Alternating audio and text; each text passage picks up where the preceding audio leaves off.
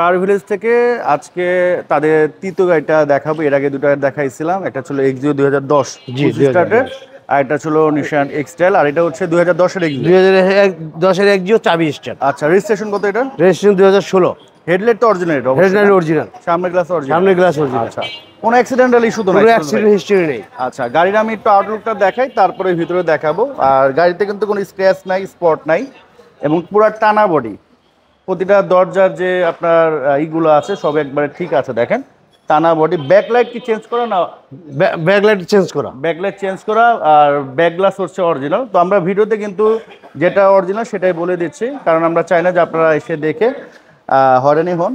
আর এখানে হালকা একটু স্ক্র্যাচ আছে, এর বাইরে কোনো স্ক্র্যাচ নাই।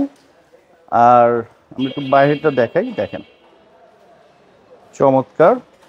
আর ভিতরে হচ্ছে ভেজ ইন্টেরিয়র, খুবই চমৎকার। অরিজিনাল সিটে কিন্তু আছে, দেখেন সিটের কন্ডিশন খুবই ভালো আছে। এটাও সফট টাচ এসি, উডেন আছে। আর এদিকে একটু হালকা ড্যাশবোর্ড অরিজিনালি। আচ্ছা, এটা অরিজিনালি আছে। তো যাই হোক, আমরা দেখিয়ে দিলাম ছোটোখাটো যেগুলো আছে, কারণ অনেকে কিন্তু এগুলো দেখায় না। আপনি যখন ভিডিও দেখে বাস্তবে আসেন তখন হয়তো ওগুলো দেখতে পান, তখন আপনারা কিন্তু আপনাদের মানে হয়রানি হয়ে যান, কারণ আপনাদের টাকা নষ্ট হচ্ছে। আবার ভিডিওতে যেটা দেখাচ্ছেন ওইটা এসে আপনারা দেখতে পাচ্ছেন, মন মেজাজ খারাপ হয়ে যাচ্ছে। বাট আমরা চাই হচ্ছে যেটা অ্যাকচুয়াল সেটাই দেখিয়ে দেওয়ার জন্য। এই যে দেখেন, খুবই চমৎকার।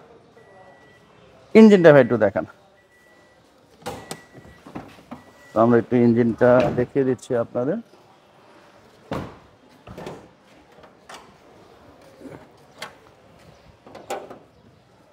তো এই যে ইঞ্জিন, গিয়ার বক্স যা আছে সব গাড়ির সাথে অরিজিনালি আছে, যা আছে। আচ্ছা, প্রাইস কেমন পড়বে এটা? প্রাইস পড়বে 15,50,000 টাকা। এটা হচ্ছে আস্কিং প্রাইস। Asking price. আসলে অবশ্যই কিছু অর্ডার করা হবে।